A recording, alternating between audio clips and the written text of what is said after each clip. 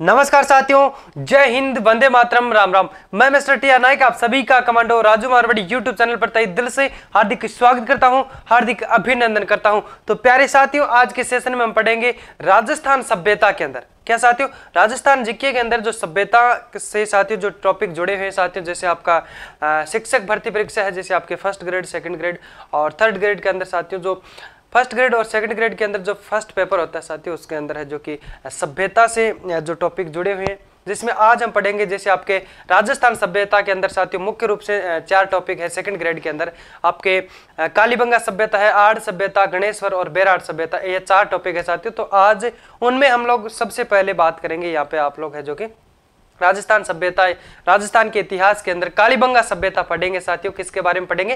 कालीबंगा सभ्यता के बारे में बहुत शानदार तरीके से आज के सेशन में हम लोग डिस्कस करने वाले हैं।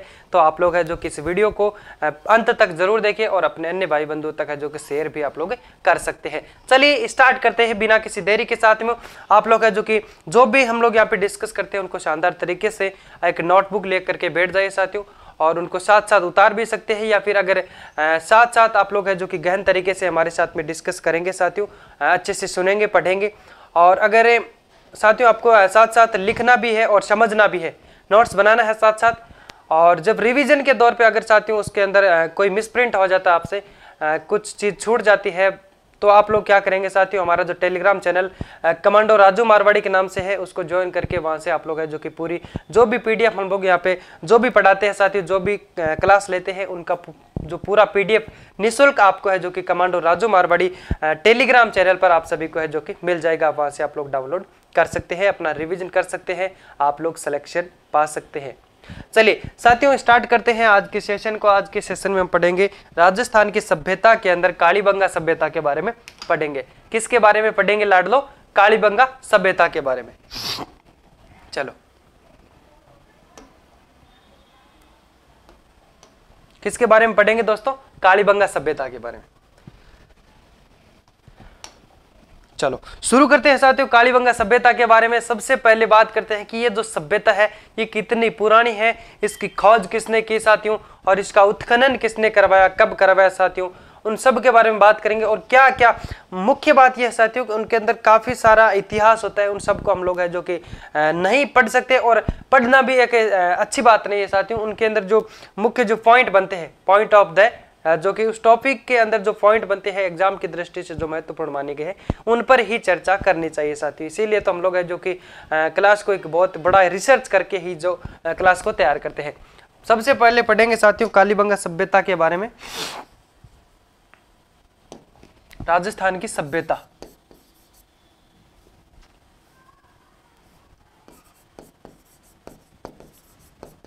क्या पढ़ेंगे आज के सेशन में?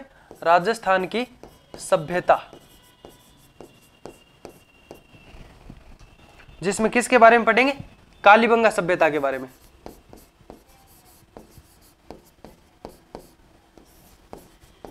किसके बारे में पढ़ेंगे?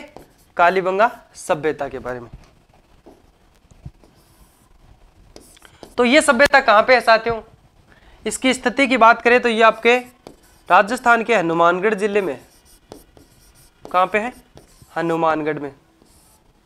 कहां पे है? हनुमानगढ़ में। किस नदी के किनारे बसी हुई सभ्यता थी?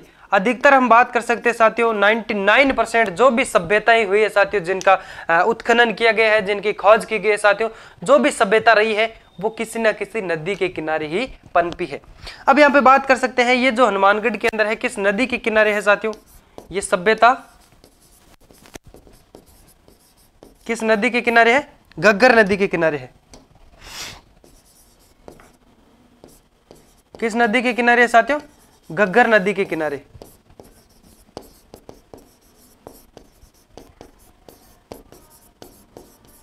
किस नदी के किनारे है साथियों? घग्गर नदी के किनारे। इस नदी को प्राचीन काल में, पुराने जमाने में पहले इसको है जो कि किस नाम से जाना जाता था? सरस्वती। सरस्वती के नाम से जाना जाता था।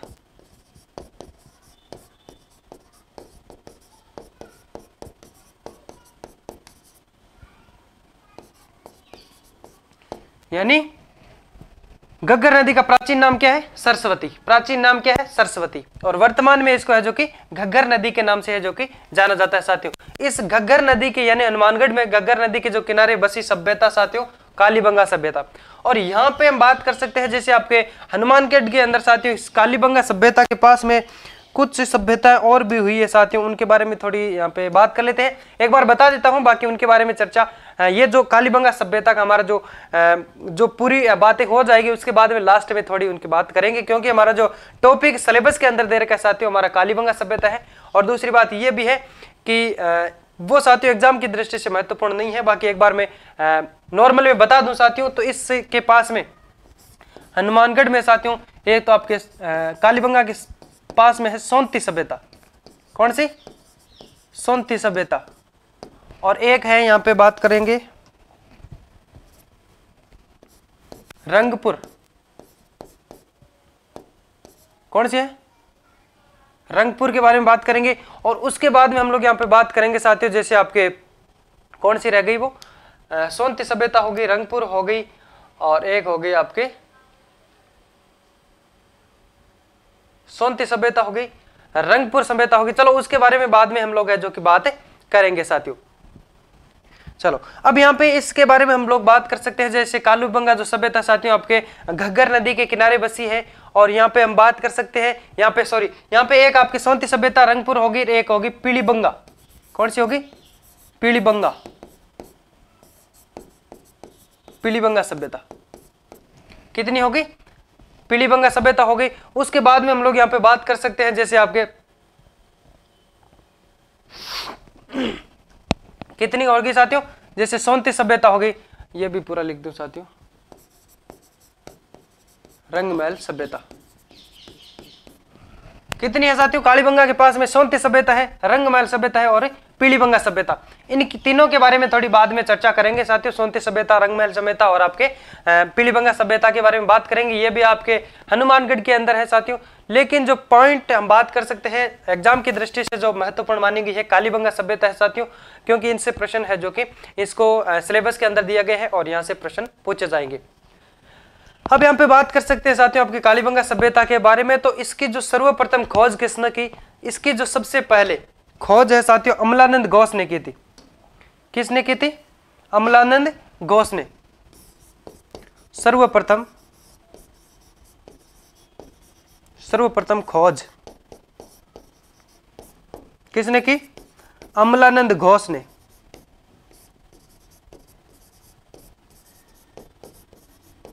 अमलानंद घोष ने इसकी सर्वप्रथम खोज की थी। कब की थी साथियों? 1952 में। कब की थी? 1952 में। 1952 में कालीबंगा सभ्यता की खोज होती है। किसके द्वारा की जाती है साथियों? अमलानंद घोष के द्वारा की जाती है। उसके बाद में हम बात कर सकते हैं इसका जो उत्खनन करने वाले दो व्यक्ति थे साथियों आपके बीबी लाल और बीके थापर। कौन थे? बीबी लाल और बीके थापर के द्वारा साथियों 1961 से 1969 तक है जो कि उनका उत्खनन करवाया जाता है। उसके बारे में भी आप बात करेंगे। और सबसे पहले साथियों जो अमलानंद घोष ने जो खोज की थी उससे पहले साथियों एक व्यक्ति था लुइस पी तोरी नाम का। क्या नाम का था? लुइस पी तोरी नाम का एक व्यक्ति था। इनके बारे में थोड़ी सी चर्चा कर लेते हैं, बाकी नोट्स इनका नहीं बनाना साथियों। कि इन्होंने क्या किया कि कालीबंगा सभ्यता के बारे में सबसे पहले जानकारी दी थी कि यहाँ पे इस प्रकार से कि जो कोई सभ्यता थी तो उनके बारे में उन्होंने जानकारी दी। पर इसकी जानकारी के मुताबिक हम बात कर सकते हैं कि खोज नहीं की गई। इन्होंने सबसे पहले जानकारी तो दी पर किसी ने खोज नहीं की। उसके बाद में साथियों ये जो लुइस पी तोरी ये क्या था साथियों? एक भाषा शास्त्री विद्वान था, यानी पुरातत्ववेत्ता था। पुराने इतिहास का जो विद्वान होते साथियों उसे क्या कहा जाता है? पुरातत्ववेत्ता। पुराना प्राचीन इतिहास यानी पुराना इतिहास, प्राचीन इतिहास का विद्वान या फिर प्राचीन संस्कृति का विद्वान क्या कहलाता है? पुरातत्ववेत्ता। क्या कहलाता है? पुरातत्ववेत्ता। चलो ये आपको डेफिनेशन थोड़ी सी लिखवा दूं। प्राचीन इतिहास का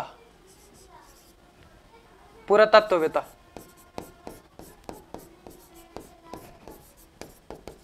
पुरातत्ववेत्ता किसे कहा जाता है साथियों? प्राचीन इतिहास या फिर प्राचीन संस्कृति का विद्वान क्या कहलाता है? पुरातत्ववेत्ता कहलाता है। प्राचीन इतिहास का विद्वान क्या कहलाता है? प्राचीन इतिहास या संस्कृति का विद्वान क्या कहलाता है साथियों?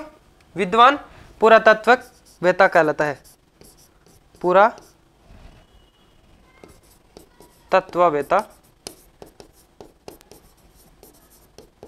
कहलाता है।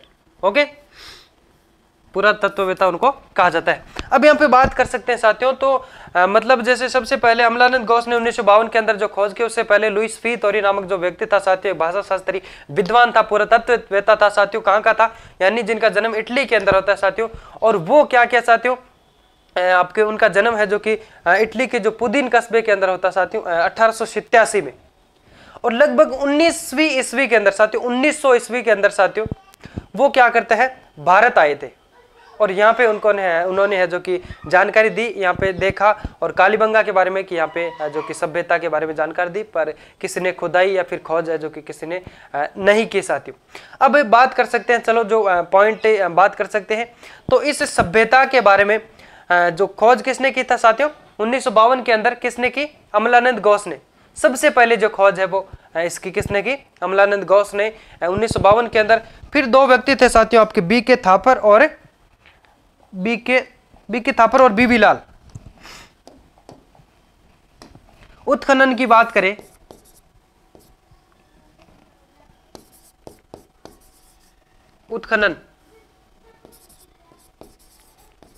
उत्खनन किसने किया साथियों? 1961 से 1969 के अंदर उत्खनन किसने किया था? दो व्यक्ति थे साथियों, एक तो आपके थे बीबी लाल।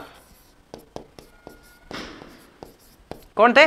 बीबी लाल। और दूसरा कौन था? बी के थापर। कौन था दोस्तों? एक तो था बीबी लाल और दूसरा था बी के थापर। अब इनका पूरा नाम बात करें साथियों, बीबी लाल का ब्रजवासी लाल हो गया और बी के थापर का हो गया बालकृष्ण थापर।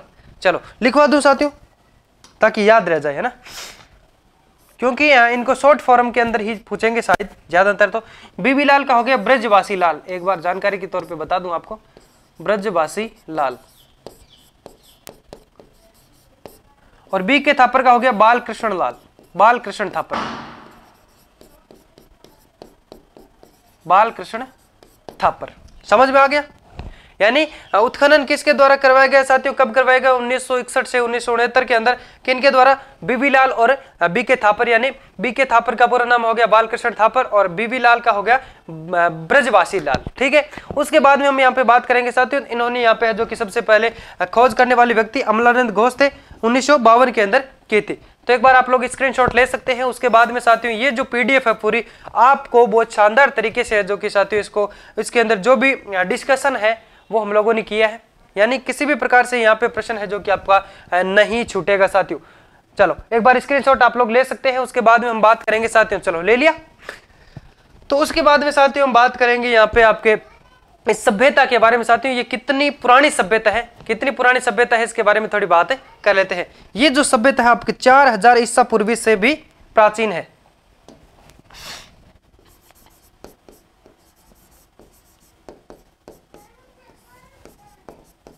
किसकी बात चल रही है साथियों? कालीबंगा सभ्यता की। ये सभ्यता कितनी प्राचीन है साथियों? कितनी प्राचीन है? 4000 ईसा पूर्वी से भी प्राचीन है, से भी पुरानी मानी जाती है।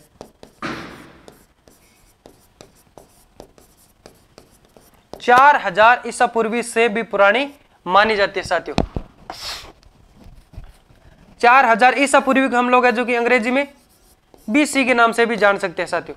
ईसा पूर्वी को बीसी के नाम से भी जान सकते हैं। और आपके ईस्वी को किससे जानते हैं साथियों? जैसे अगर ईस्वी आ जाए, ये साथियों ईसा पूर्वी, ईस्वी, एडी, बीसी, इनके बारे में त्योहार जब हम पढ़ेंगे साथियों उनमें है जो कि आपको अच्छे तरह से पढ़ा दूंगा। ईस्वी का मतलब हो गया साथियों आपके एडी, ये तो हो गया आपके ईसा पूर्वी हो गया। यानी यीशु मसीह का जो जन्म है साथियों, ईसा मसीह के जन्म से पूर्व का काल, और ईसा मसीह के जन्म के बाद का जो काल है साथियों वो क्या कहलाता है? ईसवी कहलाता है, यानी एडी कहलाता है। और ईसा मसीह के जन्म से पहले का जो काल है साथियों आपके ईसा पूर्व कहलाता है, यानी बीसी कहलाता है। ओके, अब यहां पे बात करेंगे साथियों बिफोर ऑफ क्रिस्ट। क्या है? बिफोर क्रिस्ट, यानी आपके बात कर सकते हैं जैसे क्रिश्चियन में आपके साथियों कौन है? ईसा मसीह से पहले, ईसा मसीह के जन्म से पहले का जो काल है साथियों ईसा पूर्व कहलाता है, और उसके बाद का काल ईसवी कहलाता है। बस, तो ये जो सभ्यता आपकी कितनी पुरानी साथियों? 4000 ईसा पूर्वी, 4000 बीसी से पहले की सभ्यता है। और उसके बाद में साथियों बात कर सकते हैं यहाँ पे इसका काल कौन सा रहा है साथियों? इसका काल यानी इतनी पुरानी है, इसका जो काल है वो कौन सा समय रहा है साथियों? कब से कब की ये सभ्यता मानी जाती है? 2350 से आपके 2350 से 1750 बीसी यानी ईसा पूर्वी तक की ये सभ्यता का काल माना जाता है। इस सभ्यता का जो काल कौन सा माना जाता है साथियों? 2350 ईसा पूर्वी से 2350 ईसा पूर्वी से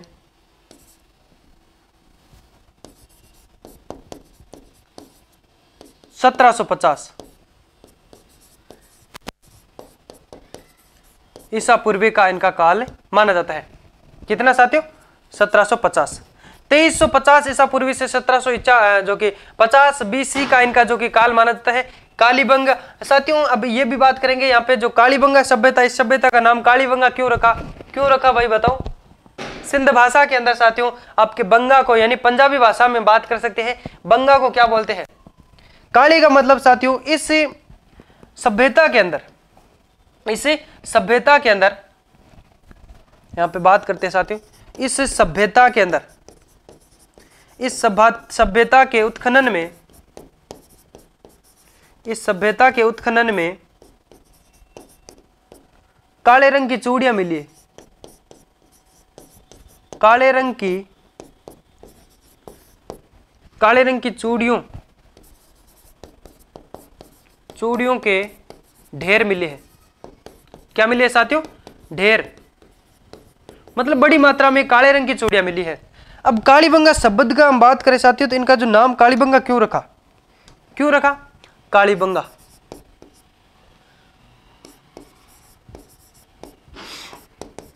कालीबंगा, अब ये नाम साथियों काली का मतलब हो गया काले कलर से हो गया, काले रंग, ठीक।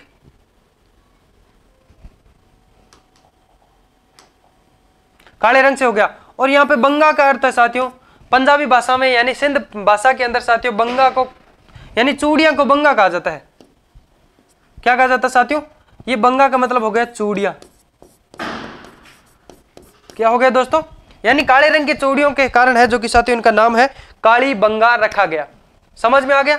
काले रंग के जो कि साथियों यहाँ पे काले रंग की चूड़ियां के जो ढेर मिले हैं तो काले से काले रंग हो गए साथियों, यानी पंजाबी भाषा में चूड़ियों को बंगा कहा जाता है, तो यहाँ पे काली बंगा का जो नाम है इसलिए काले रंग की चूड़ियों के कारण काली बंगा नाम इनका पड़ा था। उसके बाद हम यहाँ पे बात करते हैं साथियों तो भारत के अंदर, यानी जो काले रंग की चूड़ियां यहाँ पे मिलती है, और ये स्वतंत्र भारत का जो पहला स्थल माना जाता है जहाँ पे साथियों भारत स्वतंत्र होने के बाद में साथियों सबसे पहले इसकी जो खुदाई की गई, यानी स्वतंत्र भारत का पहला ऐसा स्थल है साथियों जिसकी खुदाई स्वतंत्रता के बाद सबसे पहले की गई है। चलो यहाँ पे बात कर लेते हैं साथियों भारत का, स्वतंत्र भारत का पहला स्थान है जहां पर भारत के स्वतंत्र होने के बाद में सबसे पहले यहाँ पे खोज की गई, उसके बाद में है जो कि अन्य होंगे। स्वतंत्र भारत में, भारत के स्वतंत्र होने के बाद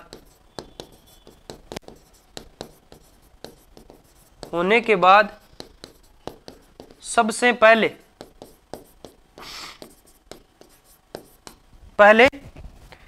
इसी की जो कि यही स्थल पहला माना जाता है साथियों जिसकी खुदाई हुई है।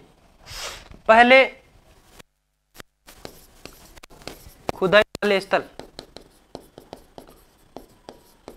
माने जाते हैं। कौन से साथियों? कालीबंगा है जो कि भारत स्वतंत्र भारत के अंदर हम बात कर सकते हैं, स्वतंत्र भारत का पहला ऐसा स्थान है जहां पे भारत का जो कि साथियों स्वतंत्र होने के बाद में सबसे पहले जो खुदाई है वो ये से की गई है साथियों। ये किस प्रकार की साथियों? ये कांस्य युगीन जो कि कांस्य युगीन सभ्यता है साथियों। ताम्र युगीन सभ्यता कौन सी है उनके बारे में भी बात करेंगे यहाँ पे। कांस्य युगीन सभ्यता किस प्रकार की सभ्यता साथियों? यह है कांस्य युगीन सभ्यता है।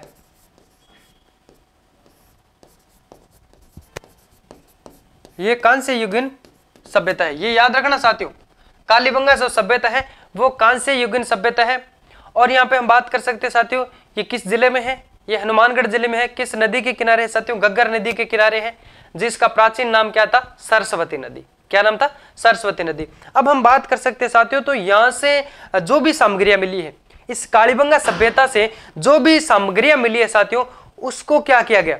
हनुमानगढ़ जिले के अंदर साथियों इस सभ्यता के अंदर जो सामग्रियां मिली है उसको एक क्या किया गया? एक संग्रहालय के अंदर है जो कि साथियों रख दिया गया। एक संग्रहालय बनाया गया साथियों, यानी इनके जो भी सामग्रियां मिली है साथियों, जैसे काले रंग की चूड़ियां मिली है, अन्य जो भी मिली है साथियों, कांस्य युगीन जो बर्तन मिले हैं या फिर कुछ भी जो मिला है, उनको सुरक्षित रखने के लिए साथियों राज्य सरकार ने, राजस्थान की सरकार ने क्या किया? 1985 के अंदर 1985 के अंदर साथियों कालीबंगा नामक एक संग्रहालय की स्थापना की और उसका उद्घाटन किया गया। 1985 के अंदर साथियों एक राज्य सरकार ने कालीबंगा संग्रहालय के नाम से एक संग्रहालय बनाया गया साथियों, जहां पे इनकी जो भी अवशेष इनके मिले हैं उनको है जो कि सुरक्षित रखा गया है साथियों। संग्रहालय का मतलब क्या होता है? म्यूजियम। चलो यहाँ पे बात करें साथियों, ये पीडीएफ सारी आपको मिल जाएगी साथियों। कालीबंगा संग्रहालय के बारे में बात करें, कालीबंगा सभ्यता में 1985 में राज्य सरकार ने, किसने दोस्तों? राज्य सरकार ने यहां से मिली सामग्रियां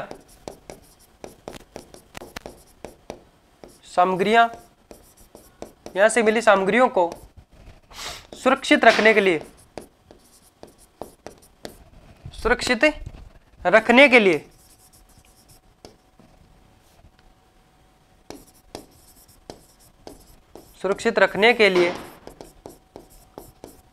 कब दोस्तों? 1985 में एक संग्रहालय की स्थापना की गई।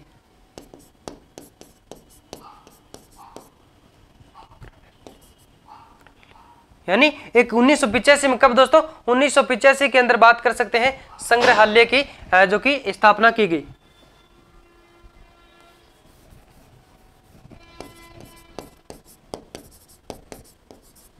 संग्रहालय की स्थापना की गई कब की गई दोस्तों? 1985 के अंदर। और उसके बाद में बात कर सकते हैं साथियों, इस संग्रहालय का नाम क्या रखा साथियों? कालीबंगा संग्रहालय। कालीबंगा संग्रहालय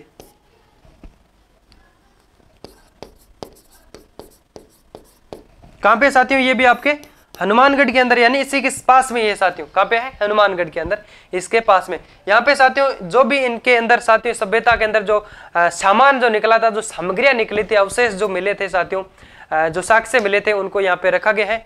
संग्रहालय का अर्थ क्या होता है साथियों? म्यूजियम। क्या होता है? म्यूजियम।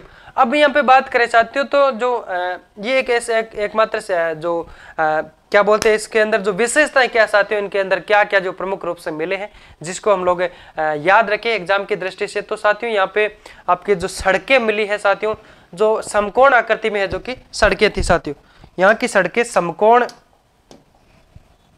यानी यहाँ पे जो सड़कें थी साथियों समकोण पर काटती थी, एक दूसरे सड़क को है जो कि समकोण पर काटते थे। जैसे ये सड़क आ गई, ये आ गई, और ये इसको है जो कि समकोण पर काटती थी साथियों। इस प्रकार से वहां पे सड़कें थी। किस प्रकार की सड़कें थी? समकोण सड़कें थी। कहां पे? कालीबंगा के अंदर। इन सड़कों के किनारे हम बात कर सकते साथियों, जहां पे इनका जो गंदा पानी था साथियों, इनके अंदर जो भी उपयोग में लिया जाता था, जो भी गंदे पानी या फिर उनकी निकासी के लिए साथियों जो नालियां भी बनाई गई थी साथियों, तो उन नालियों को किससे बनाया गया साथियों? ईंटों से। और उनके साथ साथ हम बात कर सकते हैं लकड़ियों से भी उनकी नालियां बनाई गई, और धीरे धीरे साथियों चलते हुए ये पक्के पत्थरों से बनने लग गई थी नालियां। ओके, उसके बाद में यहाँ पे बात करें साथियों तो यहाँ पे जो अवशेष हमें अलंकृत ईंटों के भी अवशेष मिले हैं। अलंकृत ईंटों के मतलब क्या होते हैं साथियों? सजावटी वाले ईंटें। यहाँ पे कालीबंगा सभ्यता के अंदर यहाँ पर अलंकृत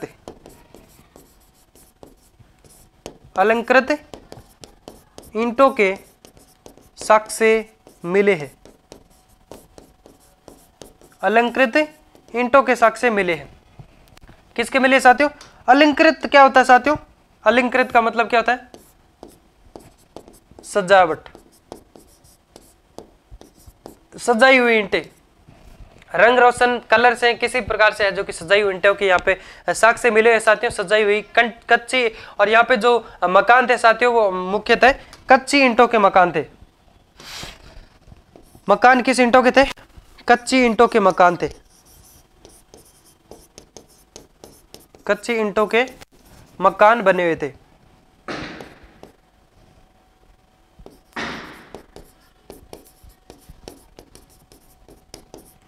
कच्ची ईंटों के मकान बने हुए थे। और उसके बारे में जो कि यहाँ पे बात करें चाहते हो तो ईंटों का आकार क्या हुआ करता था साथियों, उसके बारे में भी बात करते हैं। और यहाँ की सड़कें समकोण पर काटती थी। यहाँ की इस सभ्यता की अंदर जो भी सड़कें थी साथियों, यहाँ की सड़कें एक दूसरी सड़कें समकोण पर काटती थी। समकोण समझते हो साथियों? समकोण, समान कोण, समकोण पर काटती थी। यहाँ पे कच्ची ईंटों के मकान बने हुए थे। यहाँ की जो सड़कें हैं समकोण पर काटती थी। और उन ईंटों का आकार के बारे में भी बात करेंगे साथियों, किस प्रकार के ईंटें थी। जैसे हम पार्ले जी बिस्कुट खाते हैं साथियों, उनके बारे में भी थोड़ी सी बात करेंगे। उनका अनुपात हमें मालूम है, उनके बारे में बात करेंगे साथियों। तो मकानों के जो दरवाजे, यानी यहाँ पे साथियों इस सभ्यता के अंदर जो मकान थे उनके दरवाजे मुख्य जो सड़क पे या फिर मुख्य बात कर सकते हैं साथियों राह के अंदर न खुल करके कहाँ, पीछे की तरफ खुलते थे। अब उसके क्या फायदे थे साथियों, उनके बारे में भी थोड़ी सी अच्छे से बात करेंगे साथियों। यहाँ पे चलो पेज चेंज करके बात कर लेते हैं साथियों उनके बारे में।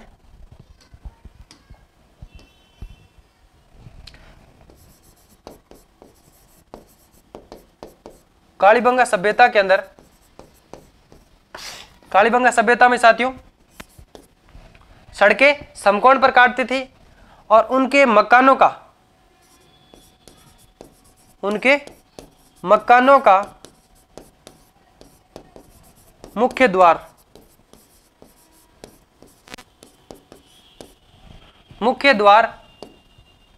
सड़क पर न खुल के, क्या साथियों, उनके जो मुख्य द्वार है क्या है साथियों, उनके सड़क की ओर न खुल के पीछे की तरफ खुलते थे।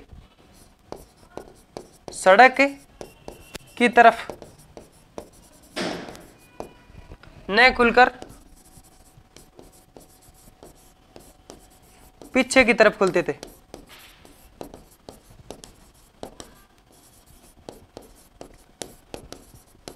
इनके जो सड़कों के मकान है साथियों, नहीं सॉरी, जो मकानों की जो मुख्य द्वार है साथियों, मुख्य मेन गेट हम कह सकते हैं साथियों, वो किवाड़ साथियों कहाँ खुलते थे?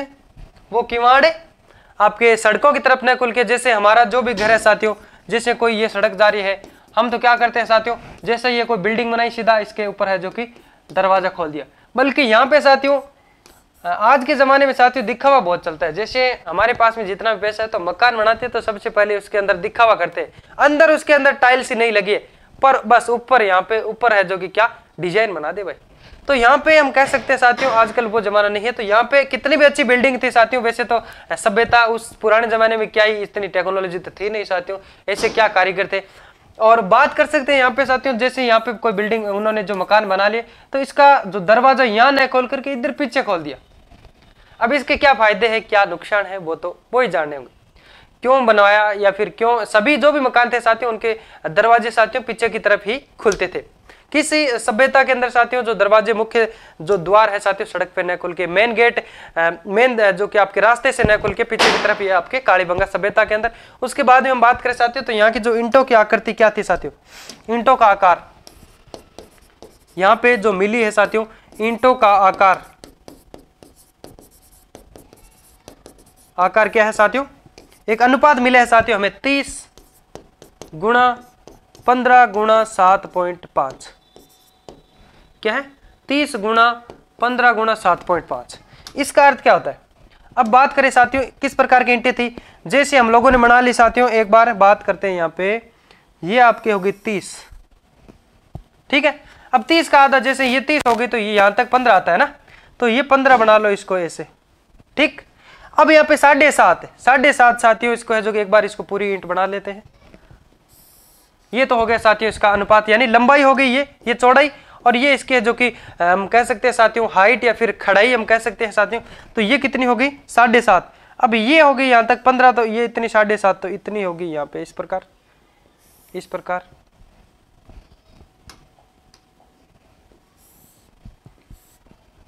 ठीक, ये हो गई। इस प्रकार की ईंटें थी साथियों, यानी बिस्किट की तरह हम बात कर सकते हैं। तो इस प्रकार की वहां पे उस सभ्यता के तरह जो ईंटें मिली है, और यहाँ की जो नालियां हैं वो लकड़ी की और पत्थरों की थी साथियों। यहाँ की नालियां गंदे पानी की निकासी के लिए साथियों, यहाँ की जो नालियां हैं वो कास्ट यानी लकड़ी की बनी हुई थी।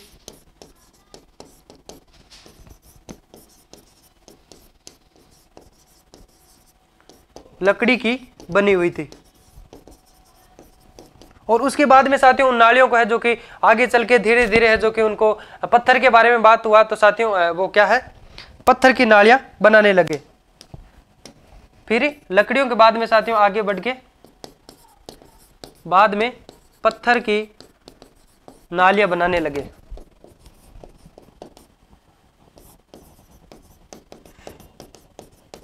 समझ में आ रहा है? किसी को भी समझ में ना आए, जो भी डाउट्स रहे साथियों, तो आप लोग है जो कि पूछ सकते हैं। उसके बाद में साथियों यहाँ पे जो मुख्य बातें क्या है साथियों, कालीबंगा सभ्यता के बारे में जो ईंटों का आकार है साथियों, ये तो जो कि नहीं पूछ सकते, बाकी हम लोगों ने जो कि एक जानकारी के तौर पे आपको बताया है। और यहाँ पे साथियों जो नालियां हैं वो लकड़ी की थी, ये पूछ सकते हैं। कच्ची ईंटों के मकान बने हुए थे, और उनका जो मकानों का जो द्वार है साथियों सड़क पे न खोल के पीछे की तरफ खोलता था। अब यहाँ पे बात करें साथियों तो ये जो एकमात्र ऐसी एक क्या बोलते साथियों आपके सभ्यता है जो विश्व में प्राचीन, यहाँ पे प्राचीनतम जो जूते हुए खेतों का साक्ष्य मिलता है। एकमात्र ऐसी सभ्यता साथियों जहाँ पे जूते हुए खेतों का साक्ष्य मिलता है सबसे पहले। चलो यहाँ पे बात कर सकते हैं साथियों विश्व की एकमात्र ऐसी सभ्यता जहाँ पे जूते हुए खेतों के साक्ष्य मिले हैं, कालीबंगा के अंदर। विश्व की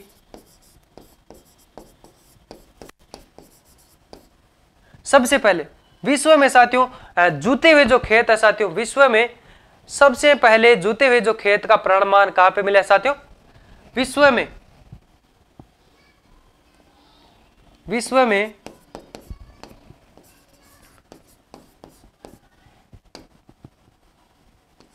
में जूते हुए खेतों का जो साक्ष्य सबसे पहले कहां पे मिला है साथियों?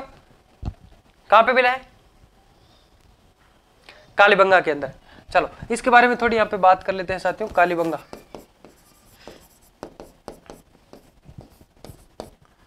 विश्व में प्राचीनतम पुराने जूते हुए खेतों का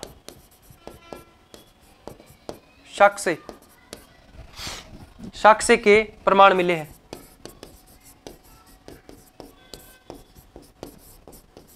यानी साथियों जूते हुए खेतों का जो साक्ष्य प्रमाण सबसे पहले पूरे विश्व के अंदर, पूरे वर्ल्ड के अंदर, पूरे संसार के अंदर साथियों कहां से मिला है? कालीबंगा सभ्यता आपके कहां से? हनुमानगढ़ से। कालीबंगा सभ्यता हनुमानगढ़ से विश्व के प्राचीनतम यानी पुराने जूते हुए खेतों का जो साक्ष्य यहाँ पे मिले हैं। अब विश्व स्तर पे अगर बात करें साथियों तो विश्व की प्राचीन सभ्यता ऐसी एक सभ्यता है साथियों जहाँ पे प्राचीनतम भूकंप के सबसे पहले यहाँ के साक्ष्य मिलते हैं साथियों।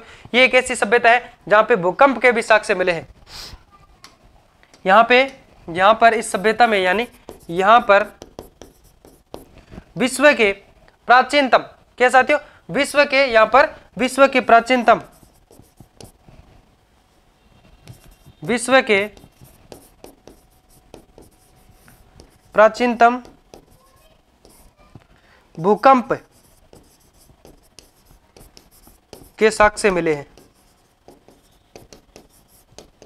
कैसे मिले हैं साथियों, यानी यहाँ के जो मकान थे, कच्चे ईंटों के मकान थे साथियों, वहां पे कुछ बड़ी दरारें भी वहां पे है जो कि देखने को मिली है साथियों। उससे अंदाज लगाया जाता है कि यहाँ पे जो कि भूकंप जो कि आया था साथियों, और उससे अंदाज ये भी लगाया जाता है कि सभ्यता का जो समापन है किसी प्राकृतिक आपदा से ही हुआ है साथियों। किसी प्राकृतिक जैसे आपदा, जैसे आपके साथियों यहाँ पे सुनामी तो क्या, भूकंप जैसी है जो कि आपदाओं के कारण है, जो कि इन्हें सभ्यता, जो कालीबंगा सभ्यता है साथियों, इसका क्या है, समापन हुआ है साथियों, इनका अंत हुआ है।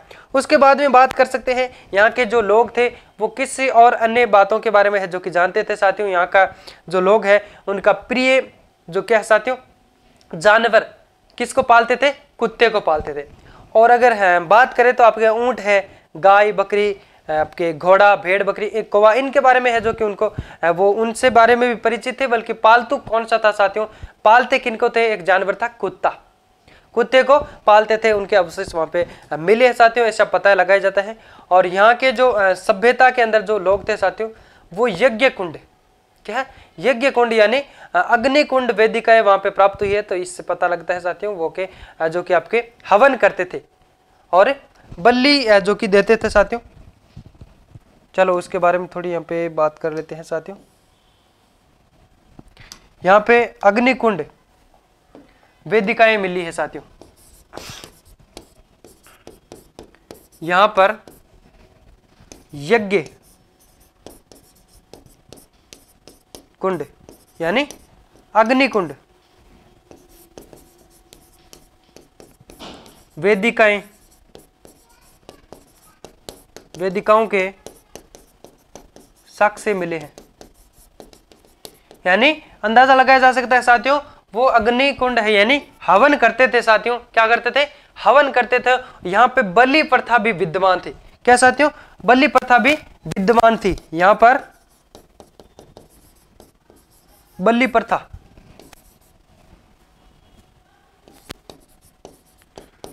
भी चलती थी। क्या साथियों, यहां पे बलि प्रथा भी चलती थी। उसके बाद में एक बार थोड़ा फोन आ रहा है, मैं देख लूं।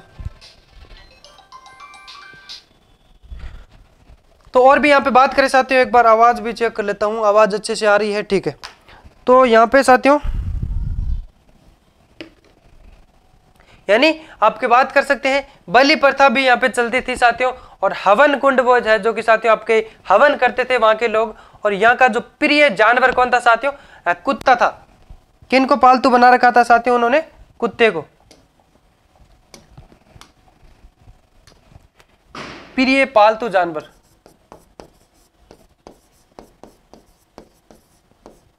प्रिय पालतू जानवर कौन सा था, कुत्ता। प्रिय पालतू जानवर है जो कि कुत्ता था। बल्कि हम बात कर सकते हैं वो किससे, भेड़ बकरी ऊंट आपके गाय घोड़ा इनसे भी परिचित थे। और ये एक नगरीय सभ्यता थी। कौन सी थी साथियों, ये एक नगरीय सभ्यता थी। विश्व के अंदर प्राचीन जो नगरों के अवशेष मिले हैं वो यहीं से मिले साथियों, कालीबंगा सभ्यता से। ये एक नगरीय सभ्यता थी साथियों। किस प्रकार की सभ्यता थी, ये कालीबंगा एक नगरीय सभ्यता थी, एक नगरीय सभ्यता थी।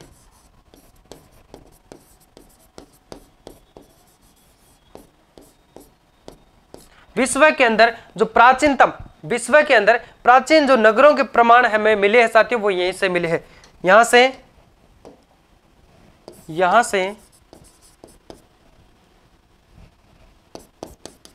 से विश्व के प्राचीन नगरों के अवशेष मिले हैं।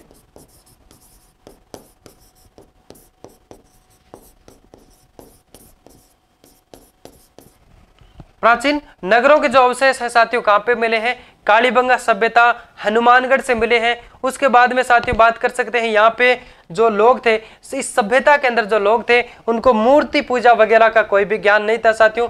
वो क्या करते थे, यहाँ पे जैसे बनाया और यहाँ पे एक ऐसा चिन्ह बनाया साथियों, ये क्या है आपके साक्या साथियों, मारवाड़ी भाषा में साक्यो, सही है ना, ऐसा बनाया साथियों और वहां पे पूजा अर्चना अपने आराधना शुरू कर दी, क्योंकि इनके पास में मूर्ति पूजा वगैरह का कोई साथियों हम बात कर सकते हैं। जैसे यहाँ पर मूर्ति देवी देवता उनसे है जो कि चित्रांकन कोई भी प्रमाण मन नहीं मिले साथियों, इसलिए अंदाजा लगाया जा सकता है मूर्ति पूजा से साथियों ये क्या है, इनको कोई ज्ञान नहीं था, अपरिचित थे। ठीक है, मूर्ति पूजा से अपरिचित थे साथियों। ये इस सभ्यता के लोग, इस सभ्यता के लोग मूर्ति पूजा से अपरिचित थे,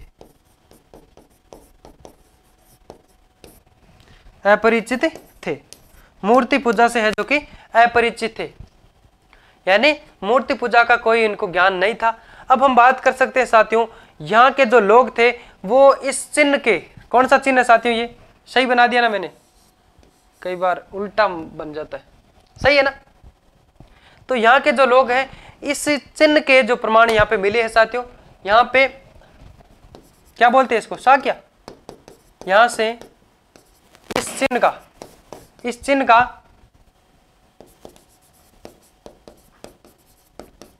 प्रमाण मिला है, इसको वो शुभ मानते थे, ये तो अपन ही मानते हैं साथियों। तो अब यहाँ पे बात कर सकते हैं, तो यहाँ पे इस कालीबंगा सभ्यता के अंदर जो खुदाई के अंदर एक खोपड़ी का जो भी अवशेष मिला है साथियों, खोपड़ी का अवशेष मिला है, किसका अवशेष मिला है, खोपड़ी का। उस खोपड़ी के अंदर साथियों 6 छेद, कितने साथियों, 6 छेद का अवशेष मिला है। तो इससे ये अंदाजा लगाया जा सकता है, इससे क्या अंदाजा लगाया जा सकता है साथियों, कि इससे ये अंदाजा लगाया जा सकता है कि यहाँ के जो लोग शल्य चिकित्सा भी थी से, शल्य चिकित्सक भी थे, यानी शल्य चिकित्सा भी से भी परिचित थे साथियों। इससे ये अंदाजा लगाया जा सकता है साथियों, इससे ये लगाया जा सकता है कि यहाँ के लोग शल्य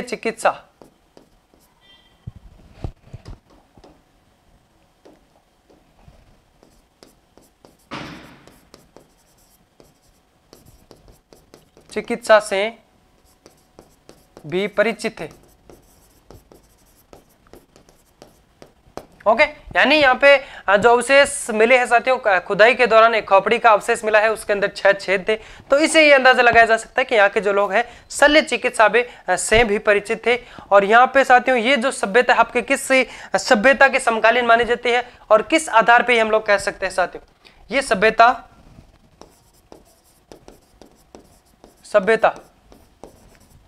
आपके साथियों मेसोपोटामिया की सभ्यता, कौन सी, मेसोपोटामिया की जो सभ्यता है उसके समकालीन मानने का जो मानी जाती है, किस कारण मानी जाती है साथियों, बेलनाकार बर्तन के कारण, क्योंकि साथियों वहां पे भी बेलनाकार जो बर्तन थे और यहाँ पे भी, तो इसलिए है जो कि इस सभ्यता को, ये सभ्यता मेसोपोटामिया, कौन सी साथियों, मेसोपोटामिया,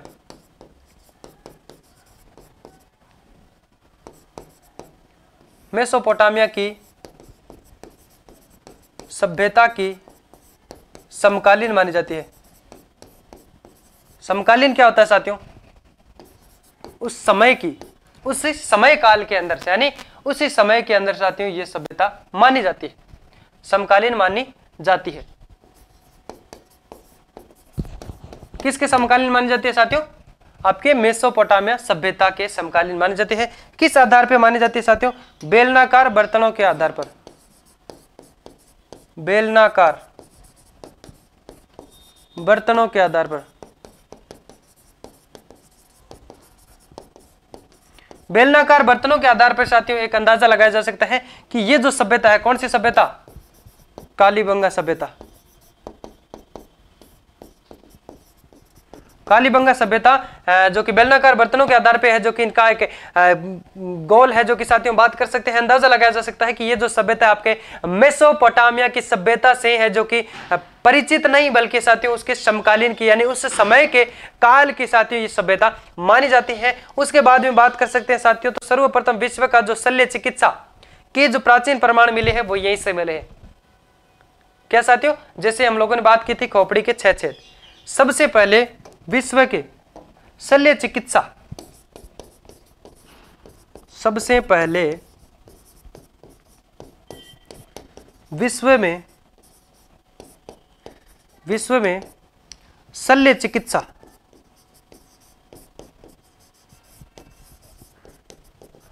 चिकित्सा के प्रमाण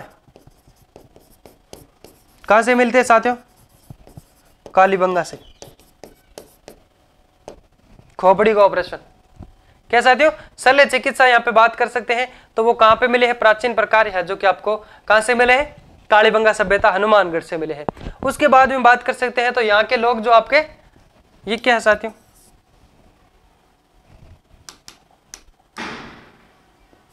ये क्या है भाई? कौन सा चिन्ह है ये? तो यहाँ के जो लोग हैं साथियों, इस चिन्ह को है जो कि एक वास्तु दोष के को दूर करने के लिए साथियों इसको प्रयोग में करते थे, प्रयोग लेते थे साथियों। जैसे हम बात कर सकते हैं यहाँ पे, आप आगे अगर बात करें साथियों, तो ये जो कालीबंगा को सिंधु सभ्यता की तीसरी राजधानी भी कहा जाता है साथियों। सिंधु सभ्यता की तीसरी राजधानी कालीबंगा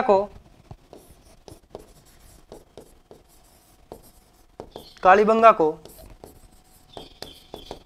सिंधु सभ्यता की, सिंधु घाटी यानी सिंधु सभ्यता की तीसरी राजधानी भी कहा जाता है, तीसरी राजधानी भी कहा जाता है। सिंधु सभ्यता को किस सभ्यता की तीसरी राजधानी कहा जाता है साथियों? यानी कालीबंगा की। कालीबंगा को सिंधु सभ्यता की तीसरी राजधानी किसको कहा जाता है? कालीबंगा को। उसके बाद में साथियों हम लोग यहाँ पे बात करेंगे, तो यहाँ के जो लोग थे, सिंधु सभ्यता के जो लोग थे, वो मध्य एशिया के साथ व्यापार भी करते थे। वाह, तकड़ी बात है भाई। यहाँ के लोग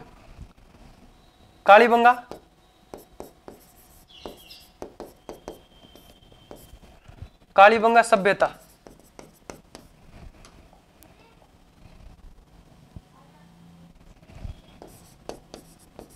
यहाँ के लोग,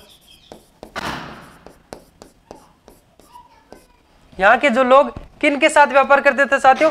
मध्य एशिया के साथ है, जो कि व्यापार भी करते थे। वाह भाई, तकड़ी बात है। मध्य एशिया के साथ, हल्के में मत लेना, हल्के में मत लेना भाई। मध्य एशिया के साथ व्यापार भी करते थे।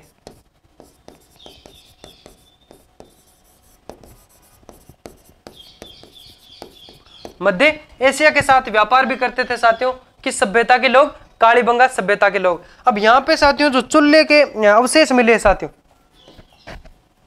चूल्हों के अवशेष किस प्रकार के मिले साथियों? तंदूर, चूल्हे के जो चूल्हों के अवशेष किस प्रकार के मिले साथियों? तंदूर चूल्हो देख रहे हो साथियों। एक बार मैं क्या बताऊं आपको, तंदूर को चूल्हे का नाम है या फिर कोई आटे का नाम है साथियों? सबसे पहले जो क्या बताएं, हमारे गांव के अंदर से जो कई लोग थे वो हनुमानगढ़ की तरफ है, जो कि मजदूरी के लिए जाते थे। तो वहां पे साथियों जैसे ईंटों वगैरह के भट्टे हैं वहां पे हनुमानगढ़ की तरफ, तो वहां पे साथियों तंदूर का काफी चलन है। ये तो एक सभ्यता है, बाकी अभी भी वहां पे है जो कि तंदूर का मतलब ये तो साथियों आजकल के ज़माने में होटलों पे भी बहुत चलते हैं। हम बात कर सकते हैं यहाँ पे जो तंदूर क्या होता है साथियों। पहले वो बोलते थे कि हम लोगों ने जो कि तंदूर की रोटी खाई, तो मैं सोचा भाई जैसे बाजरी का आटा है, जैसे बाजरी की रोटी हो गई और गेहूं की रोटी हो गई और ये भी कोई आटा होगा। तो किसी ने हमको ये भी कह दिया कि भाई जो जैसे आपका मोट होता है ना, उसको पीस के जब उसकी रोटी बनाते हैं तो वो तंदूर की रोटी कहलाती है। ठीक है भाई, हमको तो ये हुआ कि भाई छोटे तो थे ही और समझ में आया कि भाई ये तंदूर होता है।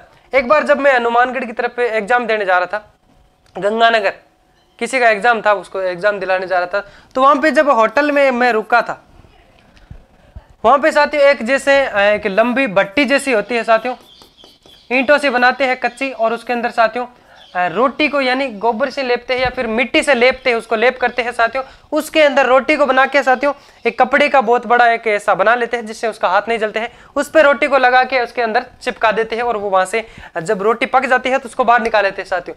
तो मैंने किसी अंकल को पूछा कि अंकल जी ये क्या है, तो बोला ये तंदूर है। मैं बोला जो रोटी चिपकाई वो तंदूर है या फिर ये तंदूर है, बोला ये तंदूर है। तो मैं बोला रोटी, बोला वो तो गेहूं की है। तो मैं बोला भाई वो गेहूं की रोटी ऐसे कैसे हुआ, तो बोला ये तंदूर है, जो कि ये चूल्हे का नाम है जिसको तंदूर कहा जाता है, बाकी जो रोटी है वो तो आपके गेहूं के आटे की ही होती है।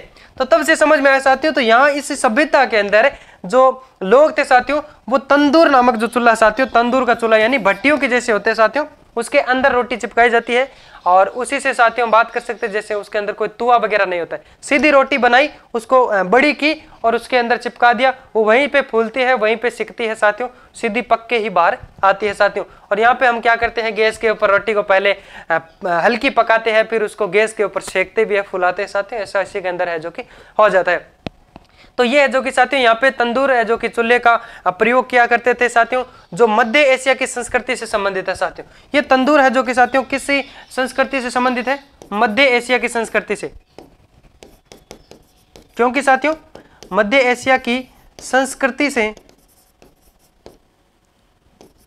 संबंधित है,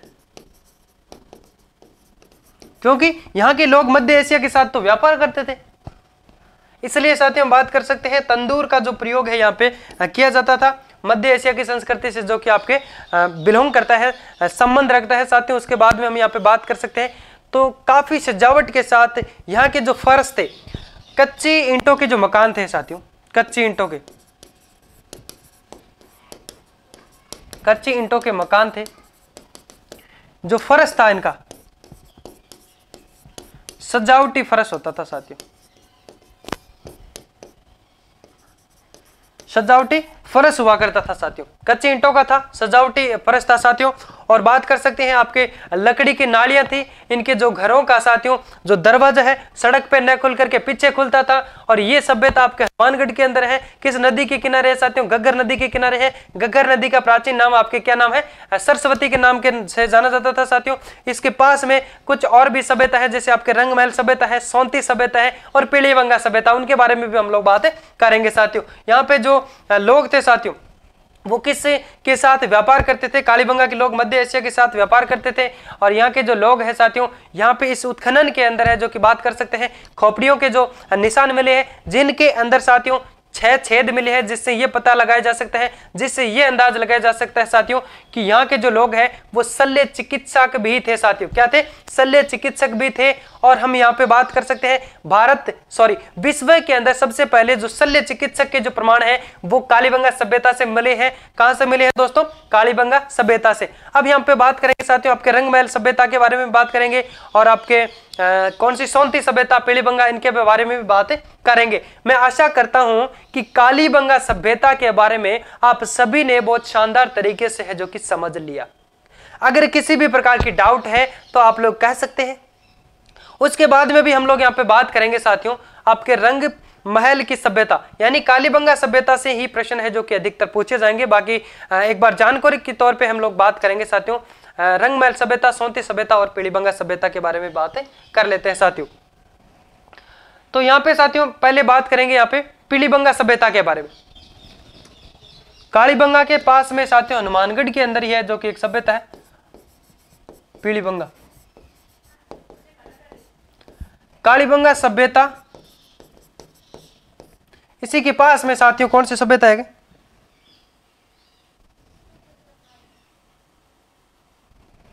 इसके पास में साथियों सभ्यता है पीलीबंगा। कौन सी सभ्यता है, पीलीबंगा।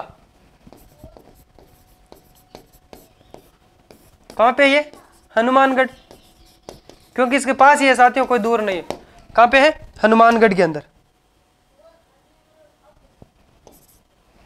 चलो अब यहाँ पे बात कर सकते हैं साथियों जो आपके पीलीबंगा सभ्यता है साथियों हनुमानगढ़ के अंदर है। घग्गर नदी, जिसका प्राचीन नाम सरस्वती नदी। यहाँ के जो लोग हैं सिंधु सभ्यता के अवशेष यहाँ से साथियों सिंधु सभ्यता के जो अवशेष मिले हैं। चलो यहाँ पे थोड़ी बात करें यहाँ पे साथियों, कहां से, पीलीबंगा के बारे में। यहां से सिंधु सभ्यता के अवशेष मिले हैं।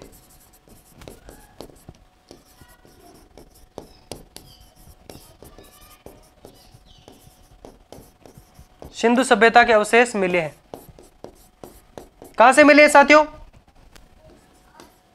पीलीबंगा सभ्यता से। किस नदी के किनारे साथियों, घग्गर नदी के किनारे बसी है, घग्गर नदी के किनारे। इसका प्राचीन नाम क्या है, सरस्वती नदी। कहां पे ये, हनुमानगढ़ के अंदर। यहां से सिंधु घाटी सभ्यता के अवशेष मिले हैं। यहां पर एक विशेष एक बात कर सकते हैं, एक अवशेष मिला है घड़ा। क्या साथियों, यहां से एक घड़ा भी मिलता है, विशेष अवशेष। क्या साथियों, विशेष साक्ष्य। यहां से एक घड़ा मिला है। क्या मिला साथियों, घड़ा मिला है साथियों, जिसके दो तरफ गुंबद है। किस प्रकार का घड़ा है साथियों, जिसके दो तरफ गुंबद है,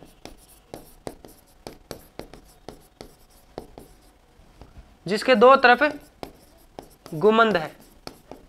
यहां से एक घड़ा मिला है जिसके दो तरफ गुंबद है, और जो लोक देवता रामदेव जी, कौन से साथियों, लोक देवता रामदेव जी का इस सभ्यता से है, जो कि साथियों हम बात कर सकते हैं। इस सभ्यता के अंदर एक मंदिर मिला है लोक देवता रामदेव जी का। किस के अंदर साथियों, पीलीबंगा के अंदर।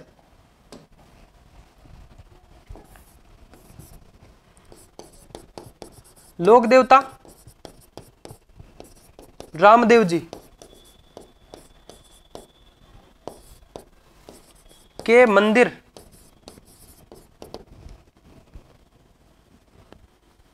रामदेव जी का मंदिर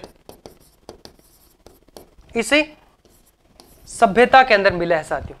कहां से मिला है, यानी पीलीबंगा सभ्यता के अंदर जो लोक देवता, राजस्थान के लोक देवता रामदेव जी का भी मंदिर मिला है। और इस सभ्यता से है जो कि पीपल के वृक्ष का प्रमाण भी मिला है। इस सभ्यता से पीपल के वृक्ष का प्रमाण भी मिला है। यहां से पीपल का वृक्ष का प्रमाण भी मिला है।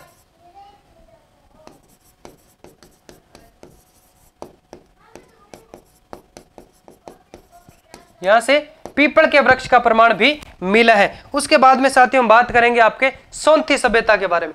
हल्की जानकारी लेनी है साथियों, बस कोई खास नहीं है। यहाँ से एग्जाम की दृष्टि से प्रश्न नहीं पूछे जाएंगे, अगर पूछे भी जाएंगे तो जो नॉर्मल जानकारी है वो मैं आपको दे रहा हूँ साथियों, कि ये कहाँ पे है और किस प्रकार से इनका जो उत्खनन किया गया, या फिर साथियों किसके द्वारा खोज की गई, किसके द्वारा उत्खनन किया गया, कहाँ पे है, और यहाँ से जो प्रमुख रूप से क्या साक्ष्य मिले उनके बारे में बात करेंगे साथियों। ये से प्रश्न पूछे जा सकते हैं। सोंथी सभ्यता, यह भी आपके कालीबंगा के पास की सभ्यता है साथियों, सोंथी सभ्यता। अब सोंथी सभ्यता के बारे में अगर बात करें साथियों, इसके बारे में अगर बात करें तो ये भी आपके हनुमानगढ़ जिला, घग्गर नदी, सरस्वती नदी जिसका पुराना, जो कि घग्गर नदी का पुराना नाम सरस्वती नदी है, यहां से साथियों हड़प्पा कालीन सभ्यता के अवशेष मिले। पीलीबंगा से आपके सिंधु घाटी के सिंधु सभ्यता के अवशेष मिले हैं, और यहां से हड़प्पा कालीन सभ्यता के अवशेष मिले हैं। यहां से है जो कि बात कर सकते हैं, ये आपके कहां पे है, कालीबंगा के पास में, पीलीबंगा के पास में है, और आपके रंगमहल सभ्यता के पास में। इसके उत्खननकर्ता की बात करें तो आपके साथियों अमलानंद घोष ने किया था, 1953 के अंदर की थी। कालीबंगा की 1952 के अंदर सबसे पहले अमलानंद घोष सभ्यता की जो खोज करता है, और यहाँ पे साथियों उत्खनन करता है साथियों 1953 के अंदर साथियों अमलानंद घोष के द्वारा किया जाता है। सोंथी सभ्यता कहाँ पे है, हनुमानगढ़। नदी किसके किनारे है साथियों, घग्गर नदी। किस नदी के किनारे है साथियों, घग्गर नदी के किनारे है, जिसका प्राचीन नाम सरस्वती था। यहां से हड़प्पा कालीन सभ्यता के अवशेष मिले हैं। यहां से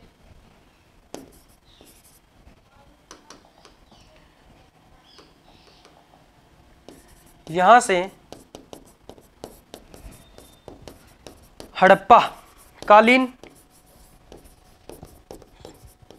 काल की सभ्यता के अवशेष मिले, या फिर शक से मिले, यूं कह लीजिए, शक से मिले हैं। क्या साथियों, हड़प्पाकालीन सभ्यता के साक्ष्य यहाँ पे मिले हैं। उत्खननकर्ता की बात करें साथियों तो इसका उत्खनन किसने किया साथियों, 1953 के अंदर अमलानंद घोष के द्वारा किया गया। इस सभ्यता को कालीबंगा प्रथम के नाम से भी इनको है जो कि जाना जाता है। ये नाम है जो कि अमलानंद घोष के द्वारा दिया गया है। चलो अब यहाँ पे बात करें साथियों तो इसके उत्खननकर्ता कौन है साथियों, अमलानंद घोष।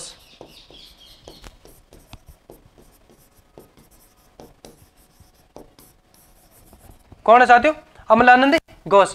इन्होंने साथियों ये कालीबंगा से जो साथियों कालीबंगा प्रथम इसको क्यों कहा जाता है, कब की साथियों, 1953 के अंदर इसको कालीबंगा प्रथम क्यों कहा जाता है साथियों कि 1953 के अंदर यहाँ तो इसका उत्खनन हो जाता है और अमलानंद घोष ने 1952 के अंदर साथियों केवल जो आपके कालीबंगा सभ्यता का क्या किया, उसकी खोज की थी और यहाँ पे 1953 के अंदर इसका उत्खनन कर दिया जाता है साथियों। इसलिए हम बात कर सकते हैं ये जो सभ्यता है आपकी कालीबंगा प्रथम के नाम से इसको जाना जाता है।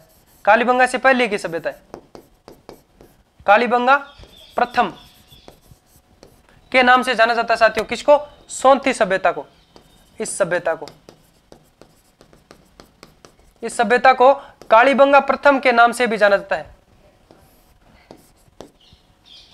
प्रथम के नाम से भी जाना जाता है। अब पूछ लिया जाए साथियों एग्जाम के अंदर कि कालीबंगा प्रथम के नाम से किस सभ्यता को जाना जाता है साथियों, आपके पीलीबंगा को जाना जाता है या फिर सोंती सभ्यता को जाना जाता है या फिर आपके रंग महल सभ्यता को जाना जाता है या फिर हड़प्पा कालीन सभ्यता को जाना जाता है, तो बिल्कुल यहाँ पे आपका राइट आंसर हो जाएगा साथियों सोंती सभ्यता। ये नाम किसने दिया साथियों, अमलानंद घोष ने दिया था।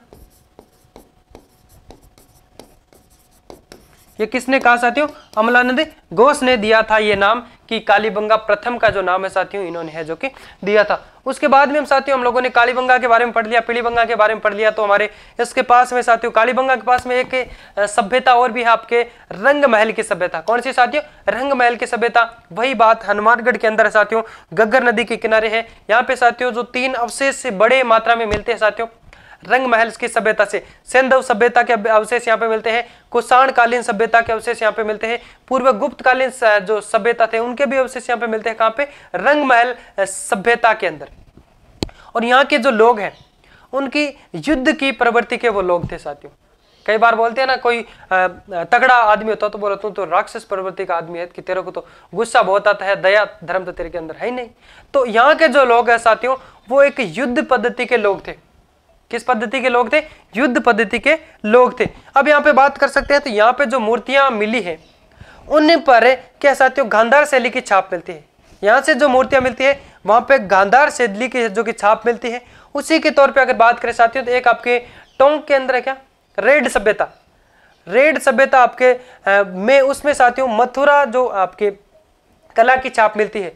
रेड सभ्यता आपके टोंक के अंदर साथियों वहां से है जो कि उसमें तो साथियों आपके मथुरा कला की छाप मिलती है, बल्कि रंग महल की जो सभ्यता है यहाँ पे साथियों जो मूर्तियां मिली है उस पे किस शैली की जो छाप मिलती है, गांधार शैली की छाप मिलती है। रंग महल की सभ्यता के बारे में बात कर लेते हैं।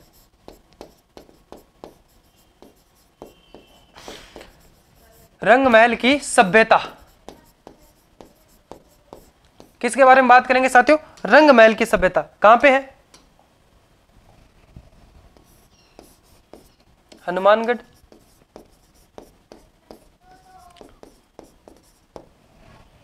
अब साथियों यही बच्ची है केवल, है ना, हनुमानगढ़ मतलब जो सोंती सभ्यता के बारे में पढ़ लिया, पीलीबंगा सभ्यता के बारे में पढ़ लिया, अब रंग महल सभ्यता के बारे में पढ़ना है जो कि साथियों आपके कालीबंगा सभ्यता के पास रही है साथियों। ठीक है, अब यहाँ पे बात कर सकते हैं, यहाँ पे ये भी किस नदी के किनारे है साथियों, घग्गर नदी के किनारे है, या फिर साथियों सरस्वती इसका प्राचीन नाम था साथियों, ये भी ऑप्शन के अंदर आ सकता है, सरस्वती नदी। ठीक, उसके बाद में यहाँ पे बात करें साथियों तो जैसे आपके यहाँ से साथियों जो सिक्के मिले हैं, पंचमारक के जो सिक्के मिले हैं साथियों, जिसके एक तरफ साथियों चित्ता, क्या साथियों, जिसको क्या कहा जाता है, ये एक तरफ है जो कि साथियों जिनके आवाज आ रही है, पास में कुछ हो रहा है कोई ना, कोई ड्रिलिंग कर रहा है इसलिए यहाँ पे आवाज आ रही है थोड़ी।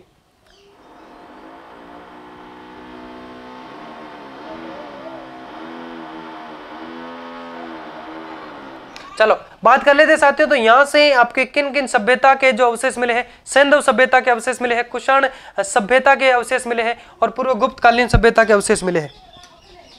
यहां से कहां से साथियों, रंगपुर सभ्यता से, रंगमहल सभ्यता से, यहां से सिंधु सभ्यता के अवशेष मिले हैं।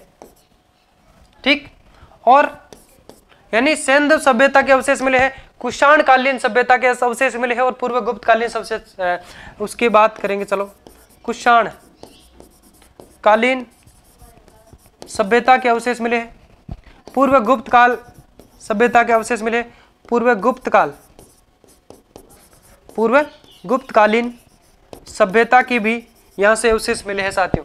यानी आपके रंगमहल की सभ्यता से किस किस जो सभ्यताओं के अवशेष मिले हैं साथियों, यहाँ से कुषाण कालीन सभ्यता के अवशेष मिले हैं, पूर्व गुप्त काल सभ्यता के अवशेष मिले हैं, सिंधु सभ्यता के भी बात कर सकते हैं, यहाँ पे अवशेष मिले हैं।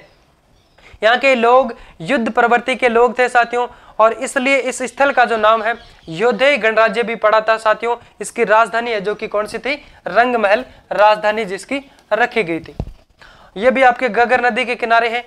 और बात कर सकते हैं कहां पे है, हनुमानगढ़ के अंदर है साथियों। यहां से कुछ मूर्तियां मिली है, यहां से मूर्तियां जो मिली है, यहां से मूर्तियां मिली है,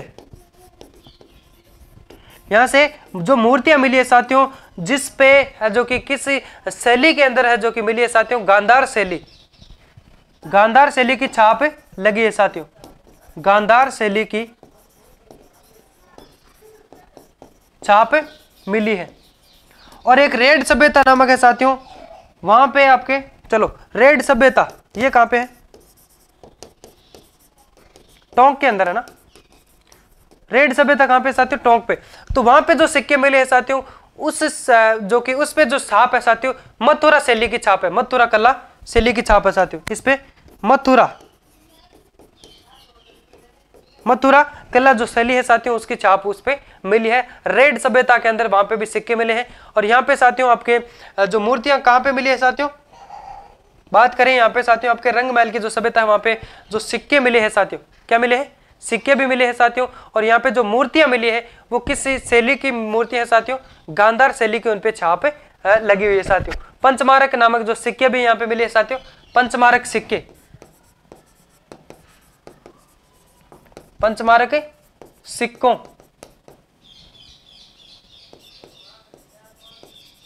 सिक्कों का अवशेष मिला है,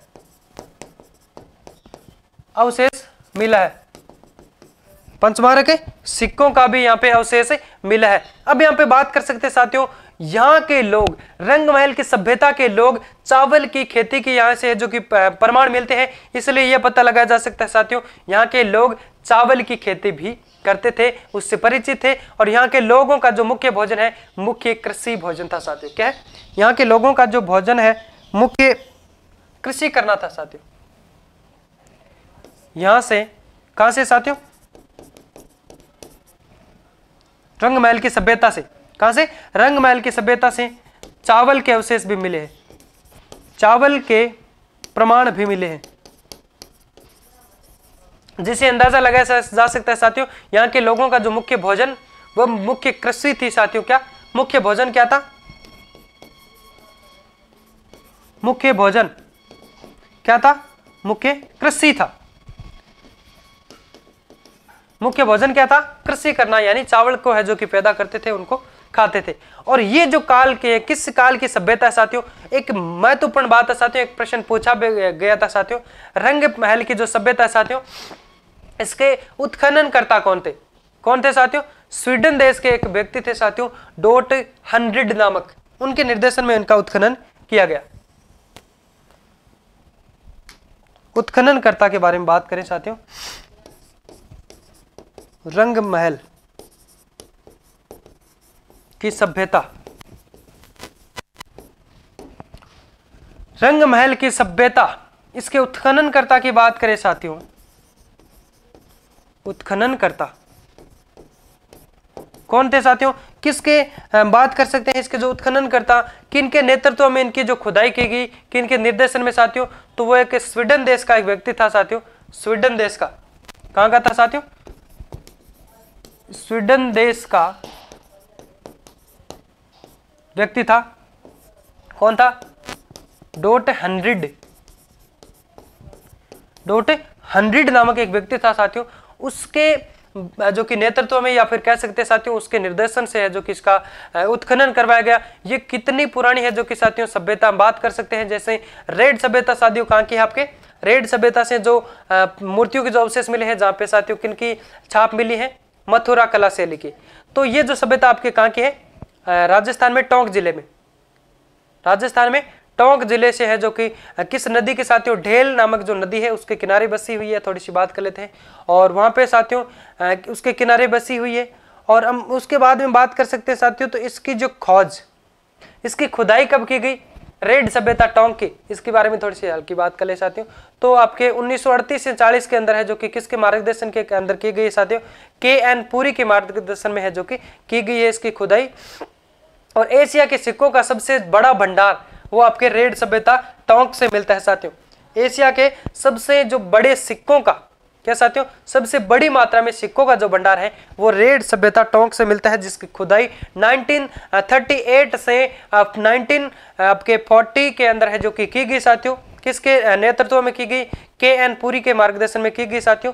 उसके बाद में हम लोग है जो कि साथियों आज की हमारी क्लास को यहीं पे पूर्ण करते हैं साथियों। मैं आशा करता हूं शानदार तरीके से आप सभी को है जो कि क्लास आज की समझ में आई होगी साथियों। एक बार आपको दोहरा दूं क्या, चलो यहाँ पे साथियों हम बात कर सकते हैं, जैसे राजस्थान की सभ्यता के बारे में आज के सेशन में हम लोगों ने बात की साथियों। तो उसके अंदर जो कालीबंगा सभ्यता है कहाँ पे, हनुमानगढ़ के अंदर है, घग्गर नदी के किनारे है, जिसका प्राचीन नाम है जो कि क्या था साथियों, सरस्वती नदी था। सबसे पहले साथियों यहाँ पे इस आपके सर्वप्रथम यहाँ से जो खोज करते हैं वो 1952 के अंदर 1952 के अंदर अमलानंद गौस नामक का व्यक्ति करता है। इसका उत्खनन करने वाले दो व्यक्ति थे साथियों, बीबी लाल और BK थापर। क्या कौन थे साथियों, बीबी लाल और BK थापर। बीबी लाल का पूरा नाम है ब्रजवासी लाल और BK थापर का पूरा नाम है साथियों बालकृष्ण थापर।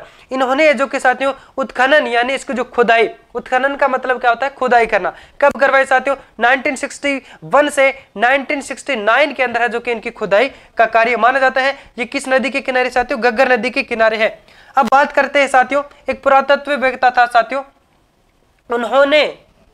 उन्होंने यहाँ की जो खुदाई के बारे में साथियों यहाँ पे इसके बारे में जानकारी दी थी, बल्कि साथियों इन्होंने जो कि किसी ने खुदाई नहीं की, किसी ने जो कि खोज नहीं की साथियों। इस पुरातत्ववेत्ता का जो नाम का मतलब क्या है साथियों, अर्थ क्या होता है, प्राचीन इतिहास का विद्वान। ठीक है, अब बात कर सकते हैं साथियों, तो ये जो सोंती सभ्यता, इसके पास में कुछ 3-4 सभ्यता और भी है साथियों, जैसे सोंती सभ्यता है, रंगमहल की सभ्यता है और पीलीबंगा सभ्यता, वो भी आपके साथियों आपके हनुमानगढ़ के अंदर है, घग्गर नदी के किनारे है। उसके बाद में यहाँ पे बात करें साथियों, तो कालीबंगा सभ्यता के बारे में, ये किस प्रकार की सभ्यता है साथियों, कांस्य युगीन सभ्यता है। किस प्रकार की सभ्यता है, कांस्य युगीन सभ्यता है। कितनी पुरानी सभ्यता है, 4000 ईसा पूर्वी, 4000 BC बिफोर क्रिस्ट। क्या साथियों, ईसा मसीह के जन्म से पहले की जो सभ्यता मानी जाती है कांस्य युगीन सभ्यता है। चूड़िया के यहाँ पे है जो कि साथियों बहुत सारी इस सभ्यता के अंदर बहुत सारी चूड़ियों के, क्या साथियों, बहुत सारी चूड़ियों के अवशेष मिले हैं। कहां से मिले हैं, कालीबंगा सभ्यता से। इसी कारण से साथियों यानी जो सिंध भाषा के अंदर, पंजाबी भाषा के अंदर बंगा को चूड़िया कहा जाता है, इसलिए काली रंग की चूड़ियों से, और बंगा का मतलब चूड़िया, क्या साथियों, चूड़ियों को क्या कहा जाता है, बंगा, तो कालीबंगा नाम इसका यहां से पड़ा। इस सभ्यता का जो काल है वो कितना पुराना माना जाता है साथियों, 2350 ईसा पूर्वी से 1750 ईसा पूर्वी का इनका काल माना जाता है। स्वतंत्र भारत के बाद में सबसे पहले साथियों यहां से खुदाई की जाती है साथियों। उसके बाद में यहाँ पे बात कर सकते हैं हम लोग, यहाँ पे 1985 में राज्य सरकार ने साथियों यहाँ से जो भी अवशेष मिले थे उनको सुरक्षित रखने के लिए हनुमानगढ़ के अंदर साथियों एक संग्रहालय बनाया गया, एक म्यूजियम बनाया गया साथियों, जहाँ पे इनके अंदर जो भी अवशेष मिले थे उनको वहां पे रखा गया था। उसके बाद में साथियों बात कर सकते हैं यहाँ के जो भी मकान थे, कच्ची ईंटों के मकान थे, और यहाँ की जो भी सड़कें थी वो एक दूसरे को समकोण पे काटती थी साथियों, यानी हम बात कर सकते हैं इस प्रकार से है जो कि एक दूसरे को समकोण पे काटती थी। यहाँ के जो मकान थे कच्चे ईंटों के थे और उनके जो मुख्य दरवाजे जो डोर थे, मुख्य मेन गेट थे साथियों, वो सड़कों पे न खुल के पीछे की तरफ खुलते थे। कहाँ खुलते थे साथियों? सड़कों की तरफ न खुल के पीछे की तरफ खुलते थे। और यहाँ के जो अंदर साथियों इस सभ्यता के अंदर, कालीबंगा सभ्यता के अंदर जो अवशेष मिले हैं साथियों, वहाँ पे अलंकृत ईंटों के जो भी कच्चे ईंटों के अवशेष मिले हैं साथियों। अलंकृत का मतलब क्या होता है साथियों? सजावटी ईंटों का अवशेष यहाँ पे मिला है। उन ईंटों का अवशेष क्या है साथियों? यानी आकृति क्या है? 30:15:7.5। इस सभ्यता के अंदर साथियों मुख्य जो दवारा है जो कि साथियों उनका क्या था साथियों? सीन क्या था? जो कि आपके सड़क पे न खुल के पीछे की तरफ खुलते थे। यहाँ की जो नालियां है साथियों, इन सभ्यता के अंदर जो गंदे पानी के निकास के लिए जो नालियां बनाई गई थी वो किस प्रकार से बनाई गई थी साथियों? लकड़ी की, यानी कास्ट की लकड़ी क्या साथियों नालियां बनाई हुई थी। और आगे जाके उनको जब समझ आई साथियों तो उन्होंने पत्थर की नालियां बनाई थी। विश्व का प्राचीनतम जुते हुए जो खेतों का साक्ष्य मिलता है वो कहां से मिलता है? कालीबंगा सभ्यता से मिलता है। और भूकंप के, कालीबंगा सभ्यता से विश्व के प्राचीनतम भूकंप के साक्ष्य भी यहां से मिलते हैं। यहाँ के लोग साथियों अग्निकुंड यानी हवन करते थे साथियों और बलि भी देते थे। उसके बाद में यहाँ पे बात कर सकते हैं अग्निकुंड यानी यज्ञ कुंड से परिचित थे। तो साथियों आज के सेशन को यहीं पे पूर्ण करते हैं, फिर मिलते हैं साथियों एक नए टॉपिक, नए जोश और नए जुनून के साथ। तब तक के लिए एक छोटा सा ब्रेक लेते हैं। बाय बाय, जय हिंद।